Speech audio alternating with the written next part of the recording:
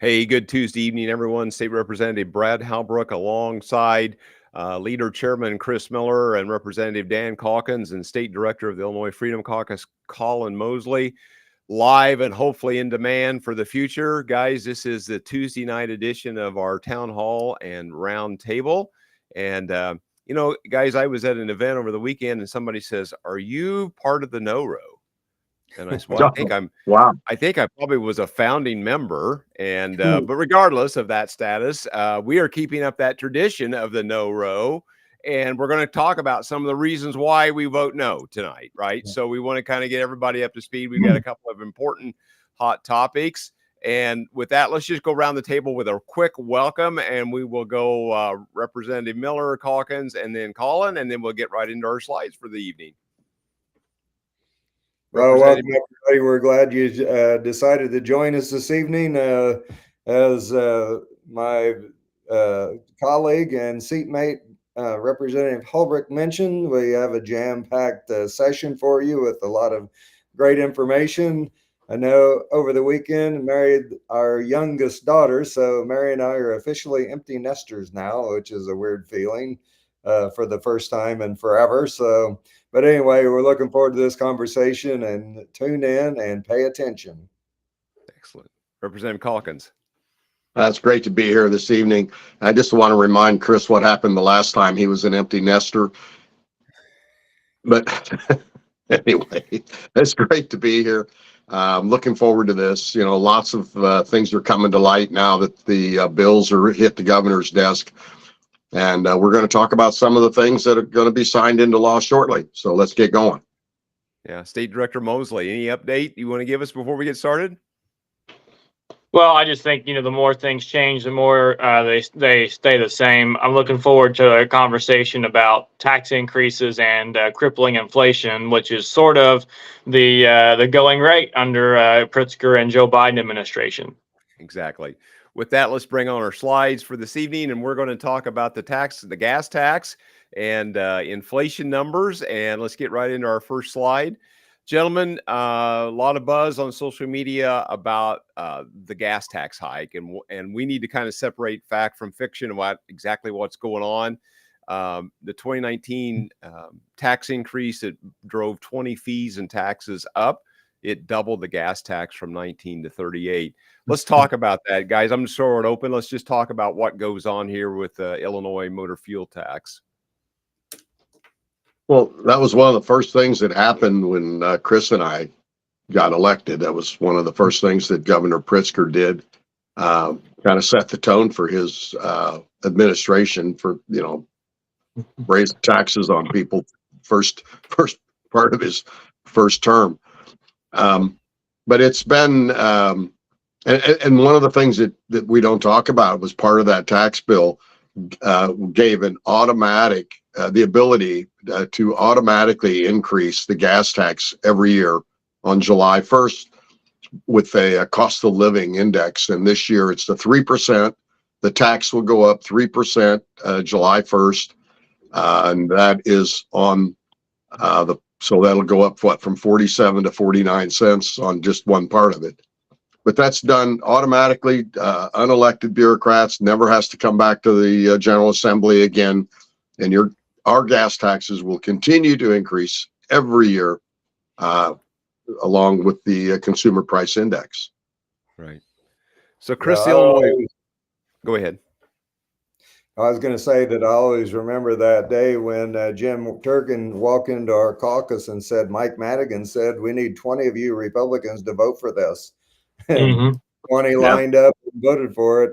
And then, of course, there was some sweeteners that were supposed to happen. And then all of a sudden, when it came time for the rubber to meet the road, that the Democrats had amnesia about the things that they agreed to. And so once again, the Republicans got their shorts pulled down and got the Bohica one more time as the Democrats continue to play a shell game. And one thing, the takeaway is that you can't trust them because their word is worthless.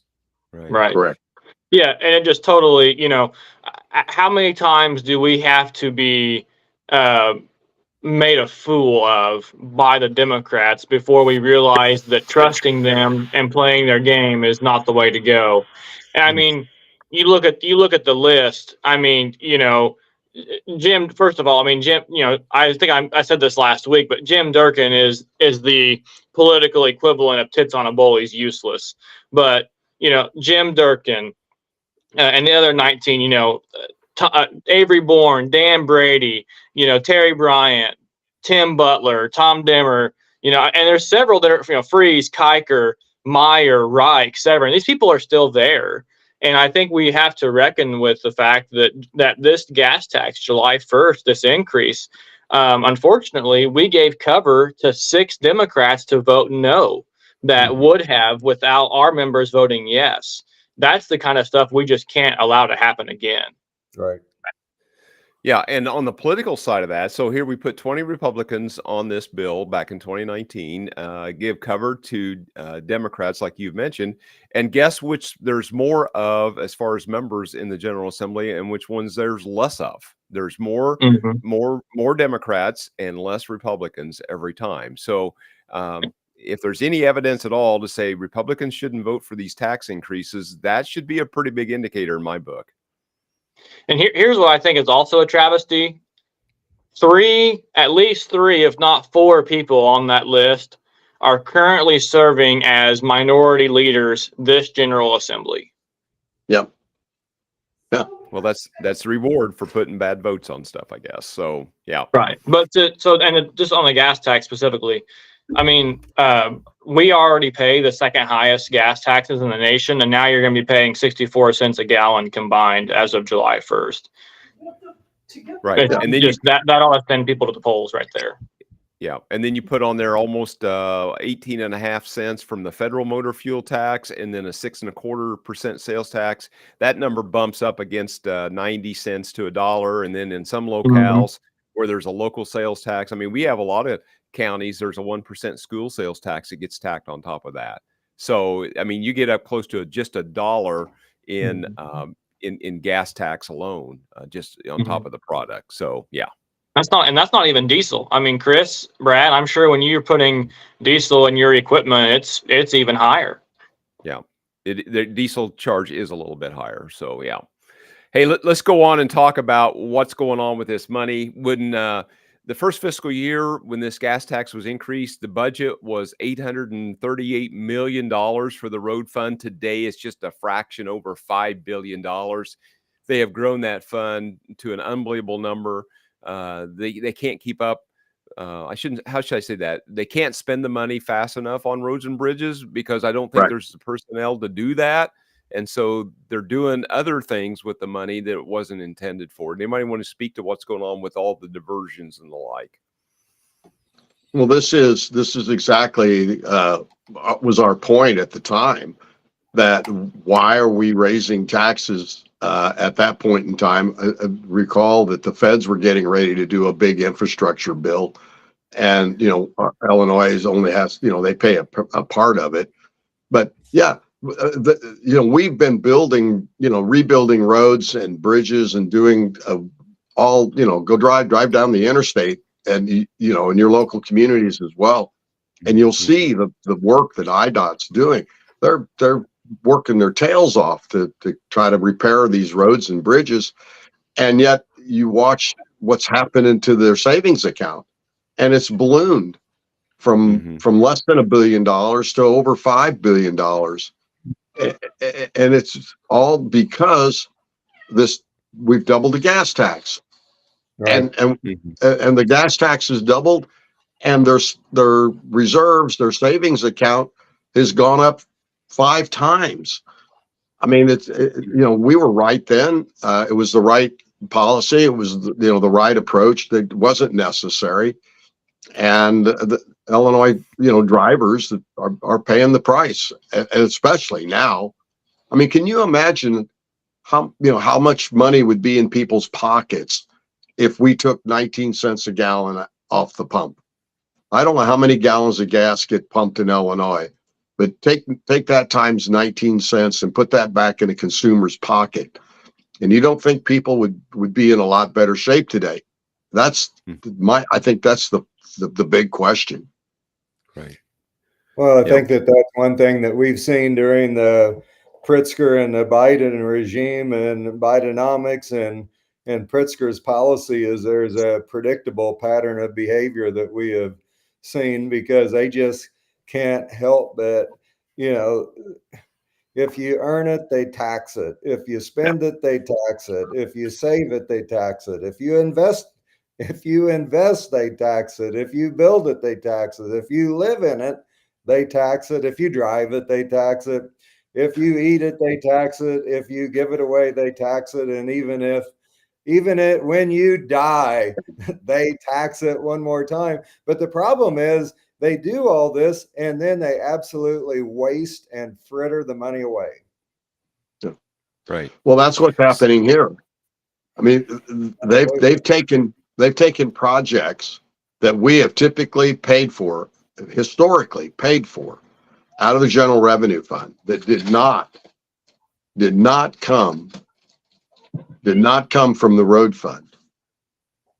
And now they're diverting road fund money because they've got $5 billion to pay for these things.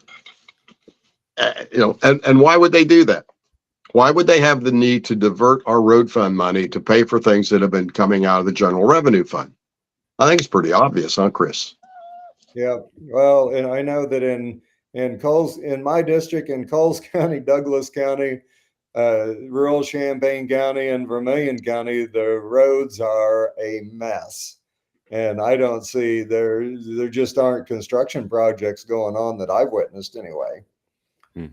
Well, finding people to work. Well, you guys, you also got to remember, roads and bridges are built so much better and last so much longer when the IDOT workers have had diversity, equity, and inclusion training.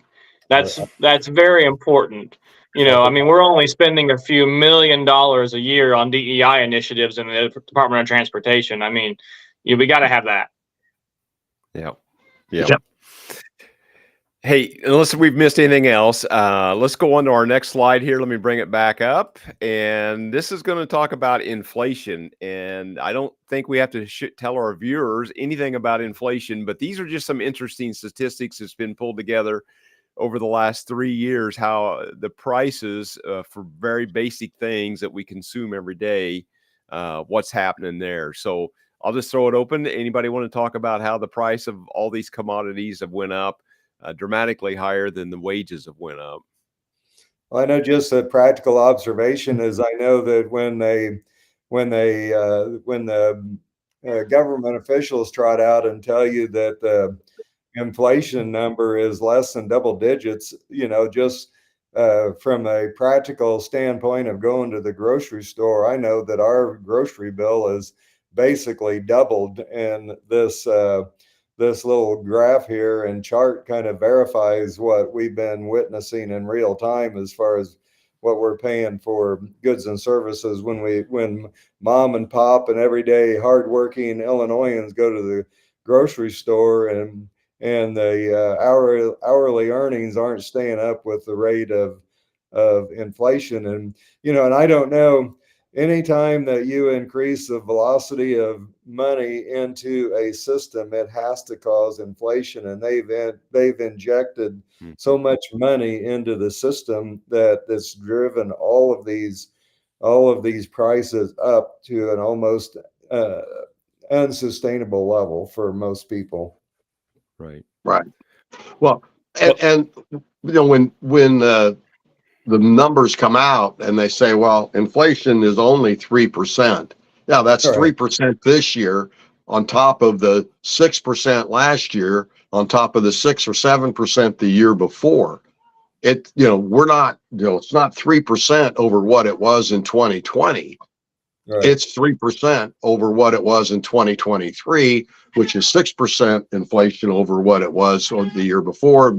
And, this is a compounding. This is like compounding interest, if you can think about it. And so, this chart is exactly what's happened to the costs of goods and services in this country, and particularly in Illinois. And There's no way. There's no way that wages can keep up with it, and we're seeing it. We're seeing consumer spending slow down. People are credit card debt is at an all-time high in this country, and we need some real leadership here. And Governor Pritzker and the Democrats in Illinois absolutely have no desire to take this issue on. Well, Right. it's important that we're observing in real time every quality of life issue has gotten worse under the Pritzker Biden regimes. Everything that you want to think about, nothing has gotten better. Life has got harder. Bills have become harder to pay, and just for everyday working class people, the only quality of life that has improved has been for illegal aliens. Yeah. Mm-hmm. Right. Yeah. Well, I think the other problem too is you ask JB Pritzker or people in his cabinet or the people in the White House, when's the last time they walked through a Walmart and had to buy their own groceries? That's the big issue here. These people don't feel the effects of their own bad policy because JB has probably some servant going to Walmart for him and buying his eggs. He doesn't know how much they cost. Right. He doesn't care either. And the other thing is, this is only 6 or 5 examples, and then the wages. But for as far as the sales tax goes, the last 2 years we have seen a massive windfall in sales tax revenue because everything has cost so much more. Where's all that money go? How do we have a massive hole in our budget with most items being 25 to 80% more expensive the last 3 years? That sales tax revenues had to have gone somewhere. This is just another piece of the puzzle. And, Chris, beef's up 32%. I guess Miller beef ought to be doing really well, but I'm sure nothing has raised in your costs of raising your cattle the last couple of years. No, every input cost has gone up significantly. Actually, Right. Input costs have gone up higher than the increase in the commodity at the marketplace. Mm-hmm. And so this is all Econ 101. I don't even know if you get to 101. It may be 099, as you don't spend more than you take in. The reason why we don't have money to pay our bills is because spending is out of control. We have plenty of revenue. The budget has gone up $15 billion since JB Pritzker's been in office. And so he's increased spending by $15 billion. We've bled population. We've lost a congressional seat. We've had 5 or 6 major corporations leave the state, and they ain't coming back because of bad public policy. We have one of the most hostile business environments in the United States of America. And people are going anywhere but Illinois to stake their future claims. Yeah, exactly. Hey, gentlemen, let's bring up our kind of next to last slide. This kind of talks about kind of taking this town hall on the road. So we'll be in Chicago this Friday night, 6 p.m., Trump Tower with the Chicago Black Republican Federation. And then we got a big event somewhere in southeast central Illinois, September 21st. Please save that date. Colin, anything you want to add here to any of this or anybody? No, just more dates coming. More dates are coming.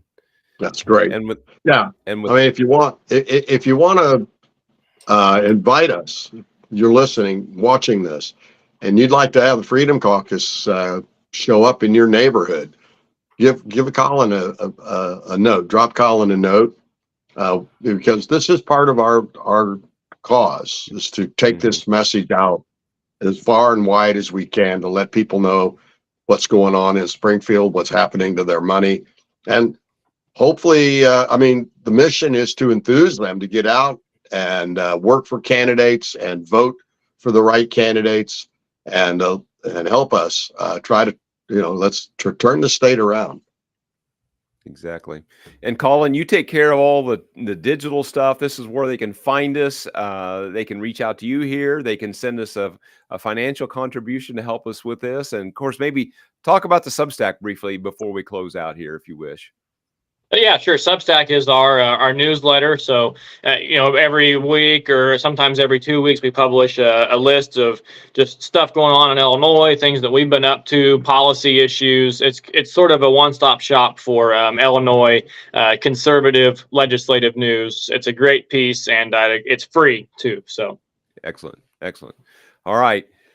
Gentlemen, anything closing, or should we just head for the door and say goodnight for the evening? See y'all All right. soon. See you soon. Talk to you soon, everybody. Thanks for tuning in. And as always, please like, share, follow, and subscribe to our content to help us get the word out. Talk soon.